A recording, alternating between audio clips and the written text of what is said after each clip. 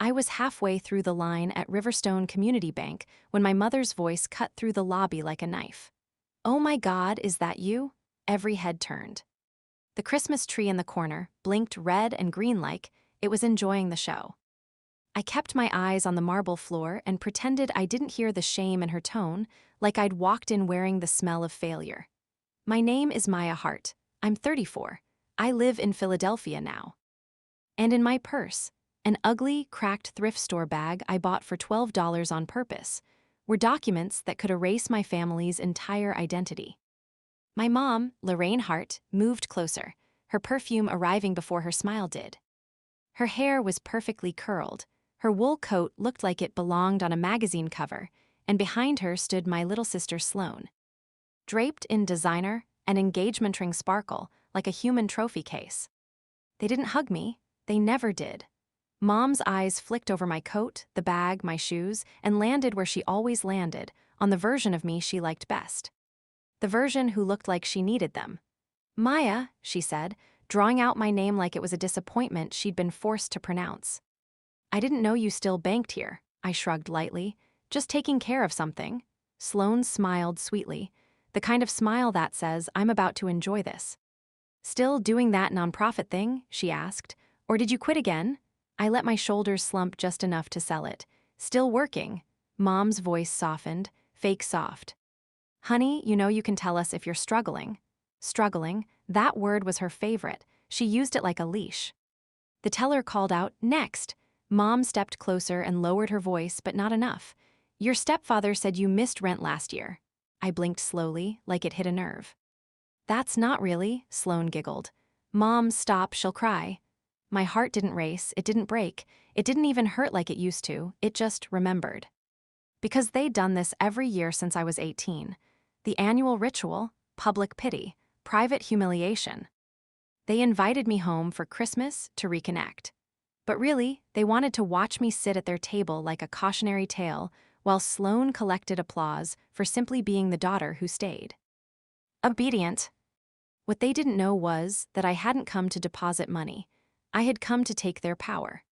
And the bank behind them, the bank my stepfather chaired, the bank Sloane's fiancé worked for, the bank my mother bragged about like it was a bloodline, was already halfway to being mine. The teller looked up. "Name?" I swallowed and answered quietly, "Maya Hart." The teller's expression shifted, just a flicker, not surprise, recognition. She glanced at the folder in my hands, then at the screen, then back at me with a careful politeness that wasn't normal customer service. "Yes, Ms. Hart, one moment." My mother noticed. Her eyes narrowed. "What is this?" I smiled the smallest smile. "Just paperwork." Sloane leaned in. "Let me guess. Another payment plan?" I didn't respond. The teller returned with a banker in a navy suit and a calm face. He walked straight past my mother and sister and stopped in front of me. "Ms. Hart," he said, voice respectful. "We're ready for you in the conference room." Mom blinked. "Conference room?" Sloane laughed. "For what? She doesn't have conference room money." The banker didn't look at them. "Right this way, Ms. Hart." I followed him, feeling my mother's confusion burning into my back. The conference room was glass-walled and bright, with a tray of bottled water and a folder already laid out at the head of the table. The banker slid it toward me. "Final signatures," he said. My hands were steady as I opened the folder. Inside, acquisition documents, voting rights transfer, board notices, and an escrow confirmation for a $62 million deal. Magnolia Harbor Holdings, my company, under a name my family had never bothered to Google, had purchased controlling interest in Riverstone Community Bank. I signed once. Then again. Then again. 3 signatures, 3 lines of ink. And just like that, the bank my family used as a pedestal was no longer theirs. Through the glass, I could see my mother still standing at the teller line, frozen. Sloane was talking fast, annoyed, waving her hand like someone needed to explain why the world wasn't behaving. Mom turned, spotted me through the glass, and for the first time in my life, I saw fear slip into her expression. Not fear for me, fear of me. I stood, slid the pen back into the folder, and tucked the papers into my cracked bag like they were receipts from a grocery store. The banker opened the door for me. "We'll see you Monday, Ms." Heart, I nodded. As I walked out, my mother grabbed my wrist. Hard. Maya, she hissed. What did you just sign? I looked at her hand on me like it belonged to a stranger. Then I gently pulled away. I signed something, I said softly, that you've been trying to sign for me for years. Sloane scoffed. Oh, please, you can't even. I met her eyes. And I let silence do what my words didn't need to. Because the truth was, my family didn't underestimate me because they didn't know my potential. They underestimated me because it made them feel safe. It made their cruelty feel justified. It made their choices feel righteous. And I had spent most of my life trying to earn love from people who only knew how to give approval. But this year, I wasn't coming home to beg. I was coming home to audit the damage and close the account. On purpose, I drove 3 blocks away and parked my car on a side street like someone who couldn't afford garage parking. I stared at the steering wheel for a long moment, listening to the faint sound of my own breathing. People always ask later, after the story goes public, why someone with money would ever let their family humiliate them. They think power cancels pain. It doesn't, it just gives you options. And for a long time, the option I chose, against my better judgment, was hope. Hope that one day my mother would look at me and see something other than a disappointment. Hope that my sister would stop treating me like a warning label. Hope that if I stayed patient, stayed kind, stayed small, they'd soften. I wasted years on that kind of hope. Then, one day, I realized something so simple it almost made me laugh. They weren't waiting to love me. They were waiting to be proven right. It started when I was 14. My father, my real father, died in a freeway accident outside Harrisburg. It was sudden. One moment, he was calling to ask if I needed anything for a school project. The next moment, my mom was staring at a state trooper in our living room like her life had been unplugged. After the funeral, my mother changed, not overnight, but steadily. Grief turned into control. Control turned into resentment. Resentment turned into a new identity where love was conditional and silence was safer than honesty. She remarried when I was 16, Raymond Knox. He had a confident handshake, expensive shoes, and the kind of smile that makes people trust him before they've earned it. He owned Riverstone Community Bank. Not entirely, but enough to call it his. Enough to walk into rooms like a man who believed consequences were for other people. The day he moved in, he stood in our kitchen and looked at me and Sloane like we were inventory. Sloane was 11 then, bright, pretty, eager, a mirror for attention. I was 16, quiet, observant, already reading people the way other teenagers read social media. Raymond liked Sloane. He tolerated me. By the time I was 18, I had a scholarship to Wharton. I thought my mother would be proud. She smiled for the photos. She bragged to neighbors. She posted it on Facebook with a caption about raising strong daughters. Then the door closed and she said, "Don't forget who paid for your prep classes." Raymond added, "Don't get too big for your britches out there. The world eats girls like you, girls like me." It wasn't until later I realized he wasn't warning me. He was telling me his plan. At Wharton, I did what I always did. I listened, I watched, and I learned how power really moved. I didn't party much. I worked. I interned.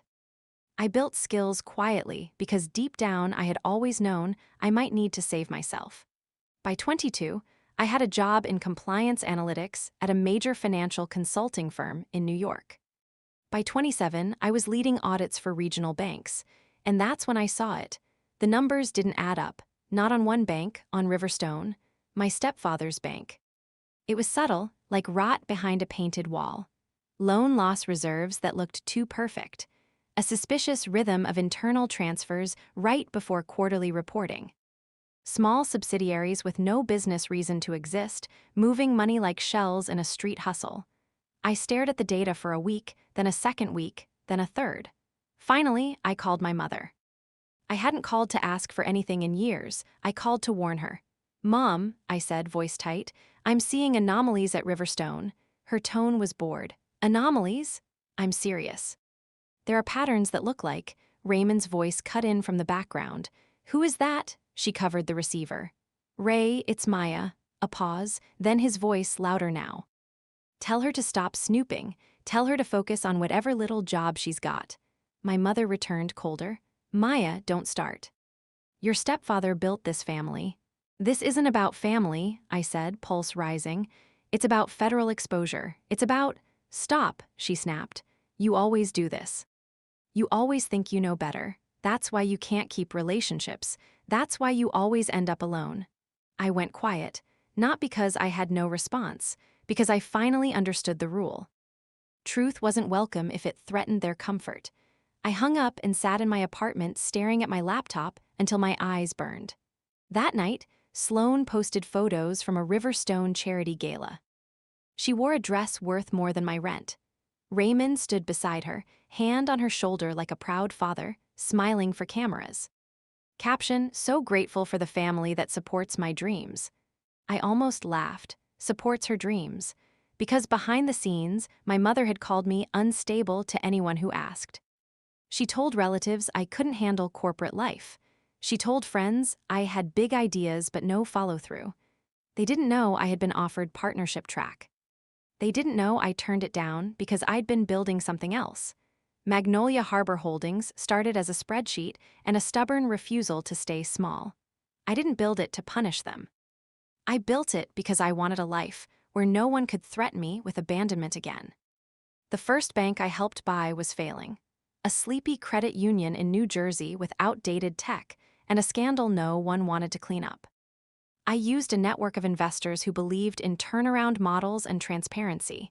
We rebuilt it, stabilized it, then sold it. Then another. Then another. 8 years later, Magnolia Harbor wasn't loud. It didn't chase headlines. But it had capital, credibility, and a specialty. Acquiring regional banks on the brink of regulatory disaster and cleaning them before the public ever noticed the smoke. Which is exactly what Riverstone had become. I could have reported them directly. I could have lit the match and watched everything burn, but there were employees, tellers, loan officers. Families with mortgages tied to Riverstone. I didn't want to punish strangers for my stepfather's ego. So I chose the cleanest revenge, control. If I bought the bank, I could stop the fraud, protect the public, and remove my stepfather without turning the entire town into collateral damage. And the best part? My family would never see it coming, because they didn't believe I was capable of moving in rooms they didn't control. That's why, on Christmas Eve, I wore the thrift coat. That's why I carried the cracked purse. It wasn't disguise, it was bait, because there was one more thing I needed before Monday. I needed to see if, after all these years, my mother and sister could find even one real moment of love. Not because I still needed them, but because the little girl in me deserved an answer. By the time I reached my childhood home that evening, snow was falling. The front yard looked like a postcard, lights, wreath, warm windows. Inside, it was louder than warmth. It was performance. I could hear laughter through the door. I rang the bell. It opened and my mother stood there, glowing in holiday perfection like she'd been waiting for applause. Her smile appeared. It didn't reach her eyes. Maya, she said, too bright, you made it. Still no hug. She stepped aside like I was delivery. The living room was full of people. Aunts, uncles, cousins. Neighbors who'd watched me grow up and decided I'd failed because my mother told them so. Sloane stood near the fireplace with her fiancé, Grant Mercer, Riverstone's rising star in corporate lending. Grant was handsome in a safe, predictable way. He shook hands like every room belonged to him. Sloane wore white, white in winter, white in a room full of people like she was the event. Her ring caught the light and threw it around like a weapon. When she saw me, she smiled. "Oh wow," she said, "you actually came." Her eyes flicked to my coat again. My mother announced loudly, "Everyone, Maya's here. Not my daughter, not welcome, just Maya, like a guest who might steal silverware." I smiled politely, the way you smile at people who have never earned your honesty. "Hi," I said.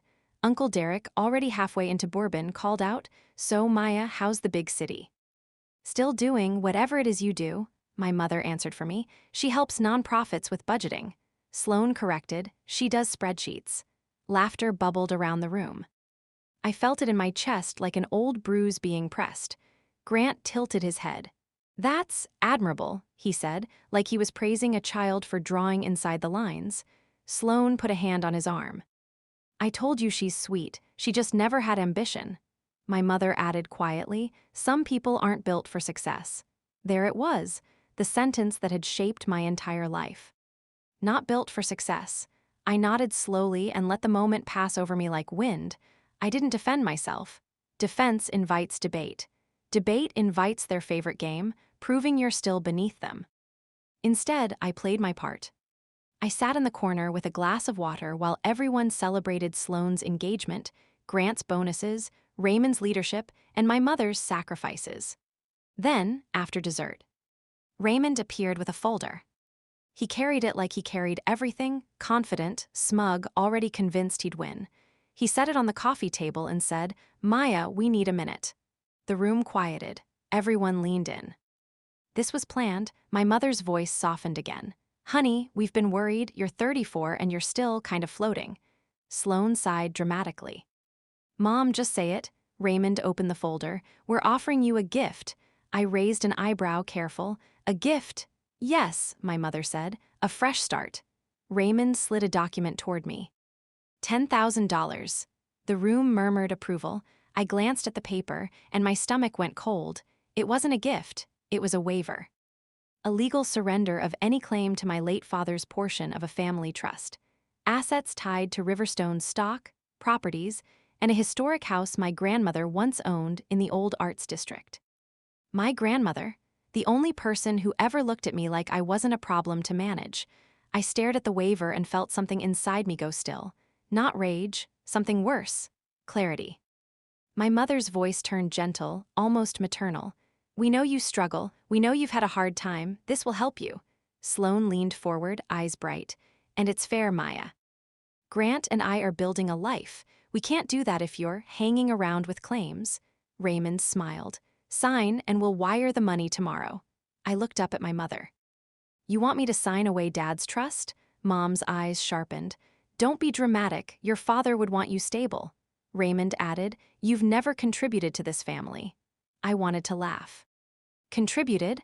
I'd been the only one trying to protect them from prison. I stared at the pen beside the paper. This was the moment. The moment the little girl in me had begged for years. Maybe my mother would hesitate. Maybe Sloane would soften. Maybe someone would say, "This is cruel." No one did. They watched me like hungry spectators. My mother's eyes weren't sad. They were impatient, so I did what I came to do. I let my lips tremble. I let my eyes shine like tears. I made my voice small. "If I sign," I whispered, "you'll really help me." My mother's smile widened, relief, satisfaction. "Of course." Sloane's face softened like she was being generous. "It's for the best." I nodded. And I signed, not because I was surrendering, because I was collecting evidence, because I needed them to show me exactly who they were when they thought they had me cornered. Because Monday wasn't just about buying a bank. Monday was about what came after. I stood slowly, handed the paper back, and said, "Thank you." My mother exhaled like she'd just won a war without firing a bullet. Raymond clapped my shoulder. "You'll feel better now." I walked to the door, put on my coat, and stepped into the snow. Behind me, the house filled with laughter again. They were celebrating their victory, $10,000. They didn't know they'd just signed the last page of their own story. In my car, I sat with both hands on the steering wheel and stared at the white streetlights reflecting off the snow.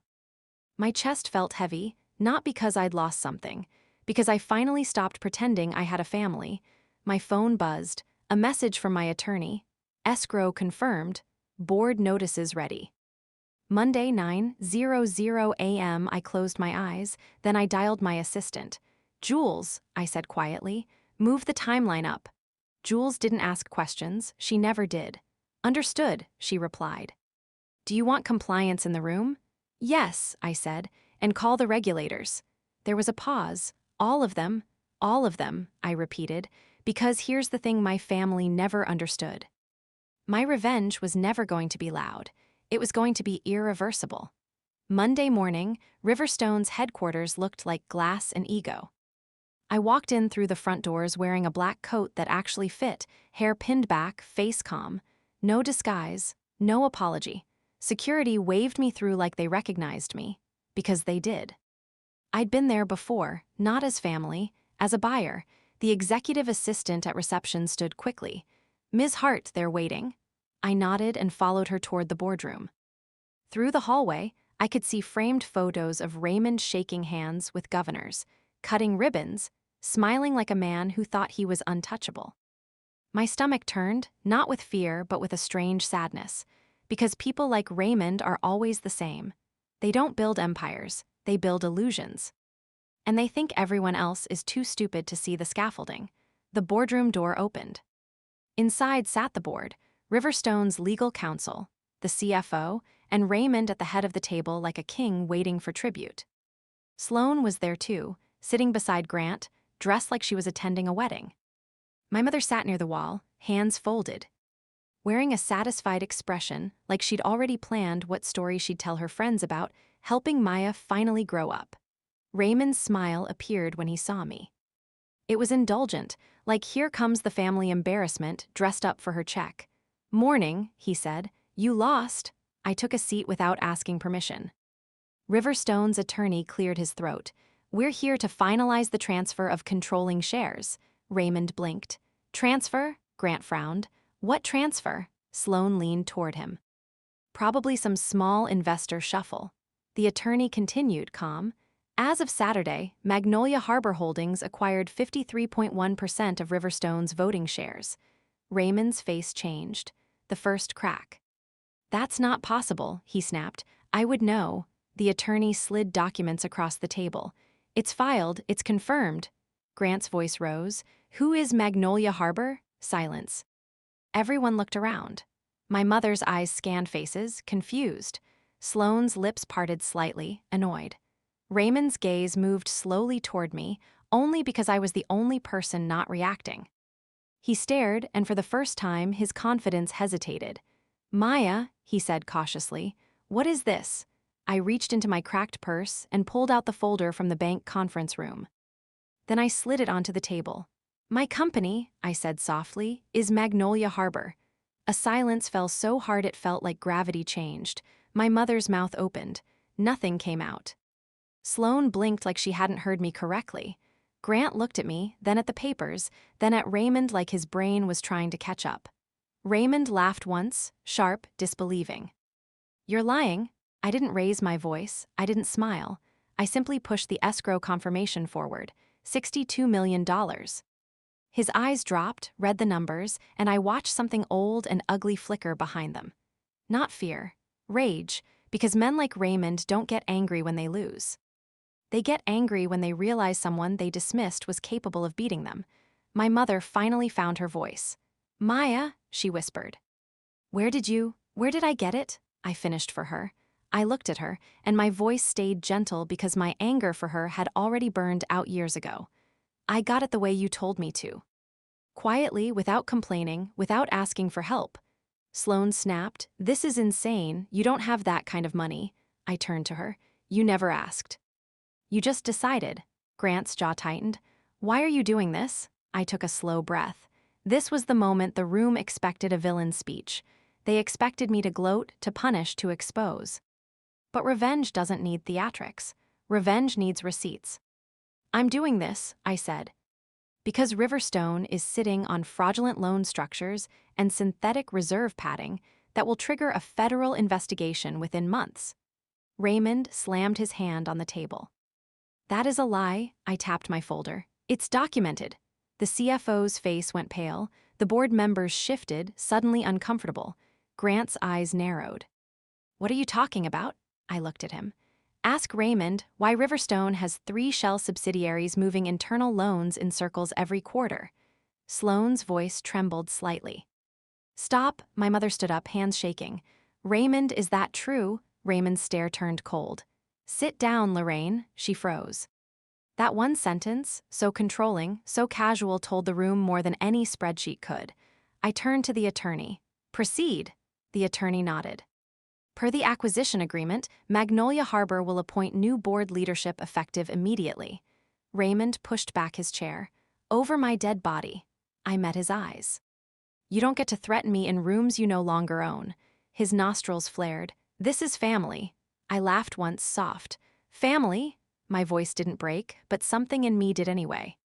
Family doesn't trick their daughter into signing away her father's trust for $10,000. My mother's face went white. Sloane's eyes widened. Grant's head snapped toward Sloane. "What is she talking about?" Sloane stuttered. It was for her. "For my stability?" I asked. I looked at my mother. "You watched me sign it, you smiled." My mother's lips trembled. "Maya, we were trying to help." "No," I said calm. "You were trying to erase me." Raymond stepped forward, voice low. "You think money makes you powerful?" I stood slowly, not to intimidate, just to stop letting men tower over me. "No," I said. "Power is what you do when you think no one can stop you." I slid another document onto the table, a forensic report, identity theft analysis. Grant leaned forward, reading. His face changed. "What is this?" he demanded. I looked at my mother and held her gaze. "It's the reason I'm here," I said. "It's why I stopped hoping."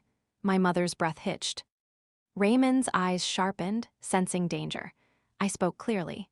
5 years ago, someone used my social security number to secure 2 private loans through Riverstone subsidiaries. Those loans were later folded into internal assets to inflate the bank's strength. The room went silent. Sloane whispered, "No," I continued, voice steady. "I didn't find it until last year. Because I don't check my credit the way most people do." Grant snapped, "Who did it?" I didn't point at Raymond immediately. I didn't need to. I looked at my mother. And she started crying. Not loud. Not dramatic. The kind of crying that happens when your body realizes the lie is over. Raymond's smile vanished. "Lorraine," he said sharply. My mother whispered, I didn't know it would hurt her." Sloane choked out, "Mom, what did you do?" My mother's knees looked like they might buckle. And in that moment, the revenge I thought I wanted, the satisfaction, the triumph, didn't arrive the way I imagined. What arrived was grief. Pure, clean grief. Because all my life, I'd wondered if my mother loved me but didn't understand me. Now I knew the truth. She understood me just fine. She just didn't value me enough to protect me. Grant's voice turned furious. "You committed fraud using her identity." My mother covered her mouth. Raymond stepped in, trying to control the narrative like he always did. "This is a misunderstanding," he said. "Maya has always been emotional. She exaggerates." I turned to the board. "Bring in the regulators," I said. The door opened. 2 federal examiners walked in, followed by a state banking investigator. Raymond's face snapped toward them, anger turning into calculation. The lead examiner spoke calmly. "Mr. Knox, we're here to review the bank's internal loan structures under the new controlling ownership." The phrase, "new controlling ownership," landed like a hammer. Raymond swallowed. My mother sobbed quietly.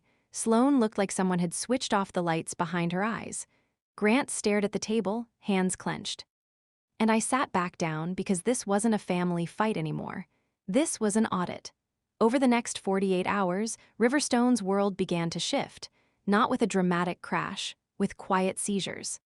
Accounts flagged, subsidiaries frozen, board votes scheduled, lawyers moving like clockwork. My family tried everything.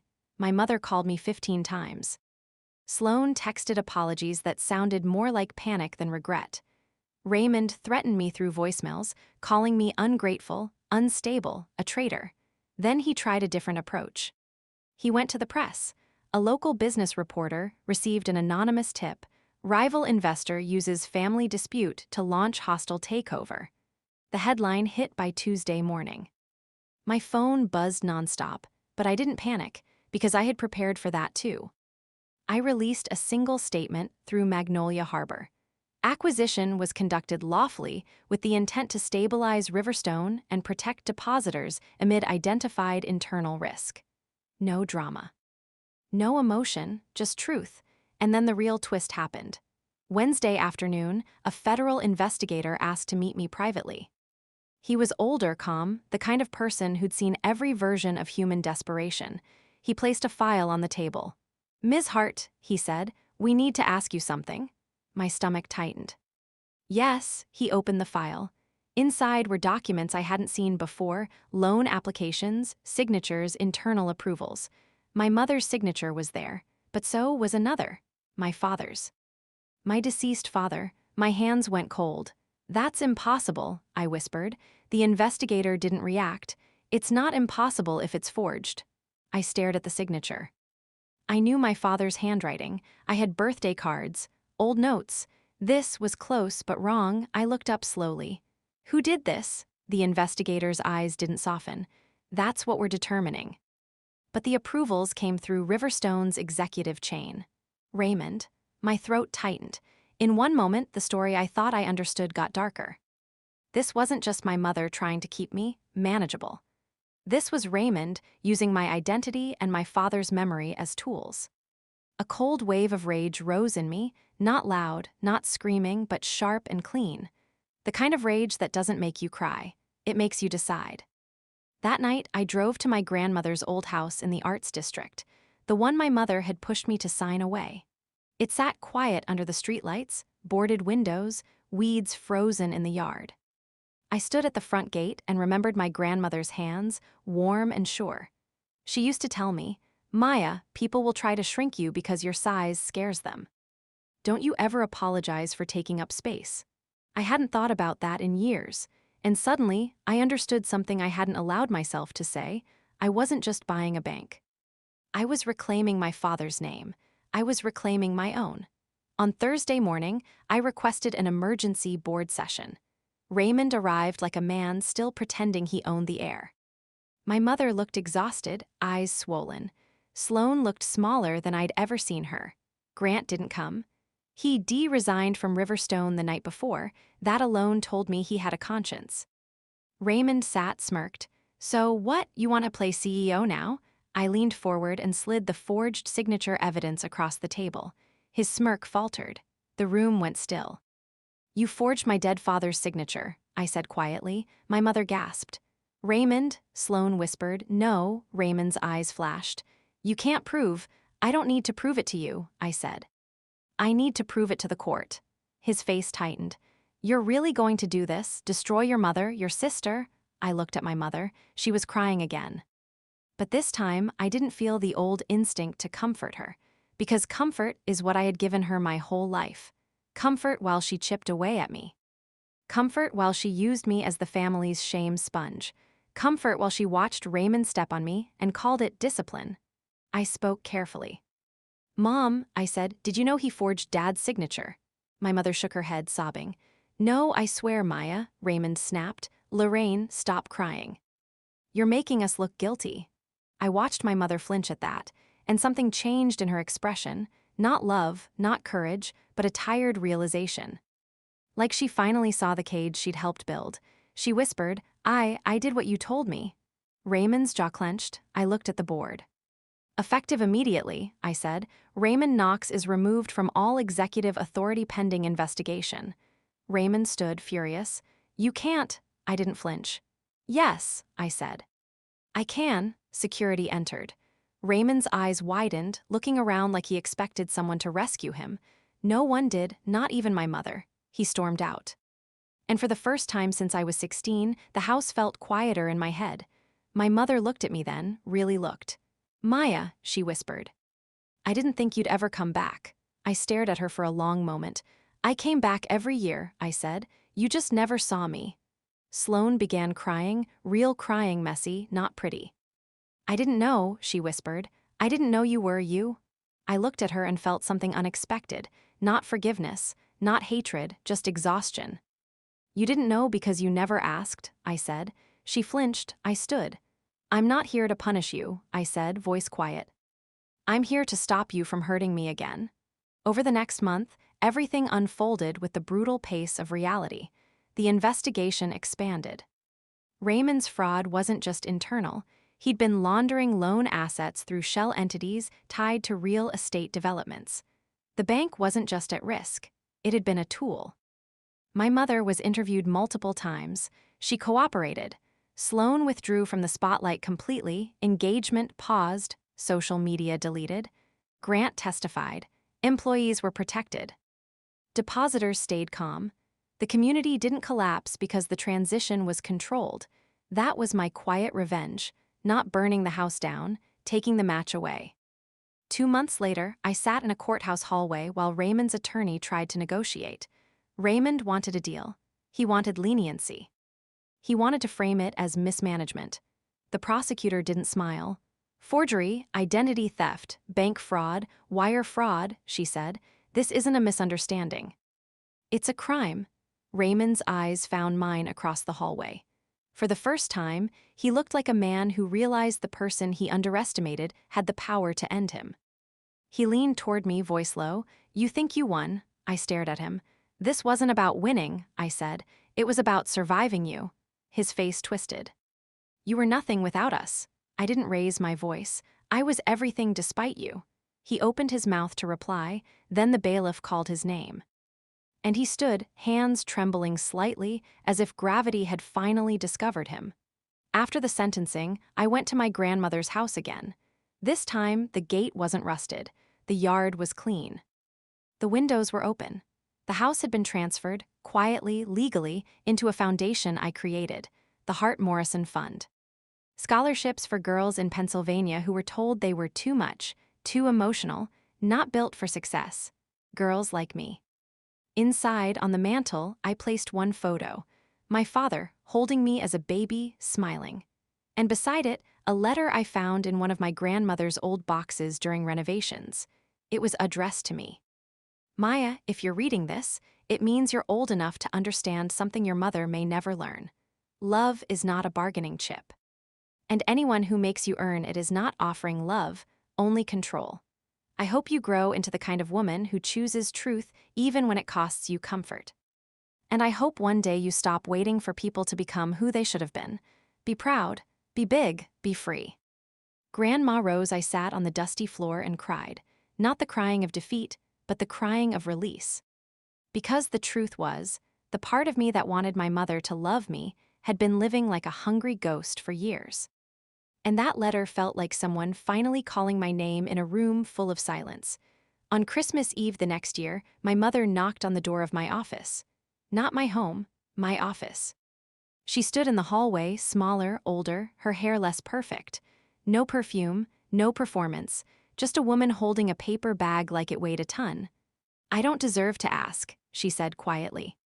I didn't invite her in immediately. I let her feel what she had made me feel my whole life, uncertainty at the door. Finally, I stepped aside. She entered, eyes scanning the room like she couldn't believe it belonged to me. It's beautiful, she whispered. I didn't respond. She set the bag on my desk and pulled out a small object, a watch. My father's watch. I kept it, she said, voice shaking. Raymond told me you didn't need it. He said you didn't care. Her eyes filled. I did what he said for so long, Maya, because I was afraid. Afraid of being alone, afraid of failing, afraid you'd leave me like your father left. I flinched. My mother swallowed hard. That's not fair, she whispered, realizing it as she said it. That's not fair to you. Silence grew between us. Then she said the words I had waited years to hear, even though hearing them now didn't heal me the way I once imagined. I'm sorry, she said. Not the polite kind, the real kind. I broke you on purpose because it was easier than protecting you. My throat tightened. I stared at her, and I didn't forgive her fully. Not because I wanted revenge, because forgiveness isn't something you owe to someone who harmed you. It's something you offer when you're ready, but I did something else. I told the truth. I don't hate you, I said quietly, but I don't trust you, and trust is the only thing that ever mattered. She nodded like she expected that. What happens now? She asked. I looked at my office window, at the city lights beyond it. Now, I said, you live with what you did. Her lips trembled. And you? I picked up my father's watch gently, like it was fragile. And I live, I said. She cried silently. Do you want me in your life? I paused. Then I answered honestly. Not the old way, I said. Not where I'm the one begging. She nodded, wiping her face. What would the new way be? I held her gaze. The new way, I said, is you doing the work and me deciding if I feel safe. She nodded again, accepting it like a sentence and a gift at the same time. When she left, the office felt quiet. But not lonely. Clean, like a room after a storm. That night, I walked into Riverstone's original branch, the one where she and Sloan had mocked my cracked purse the year before. The lobby looked the same. The Christmas tree blinked again. A teller looked up and smiled. Ms. Hart, she said warmly. Merry Christmas. I nodded, and for the first time, the words didn't feel like decoration. Merry Christmas, I replied. I walked out into the cold air and looked at the building once more. My family thought I was broke. They built their pride on my silence, but silence is dangerous. Silence hides rot. I didn't break them with revenge. I broke the lie they lived inside. And in doing that, I finally gave myself what I'd been begging them for since I was a child: respect, safety, space. If this story hit something real in you, if you've ever been underestimated by the people who were supposed to protect you, drop a comment and tell me where you're listening from and what time it is for you right now. And if you want more stories where the quiet one finally wins, like, subscribe and stay with me, because the next story is even sharper.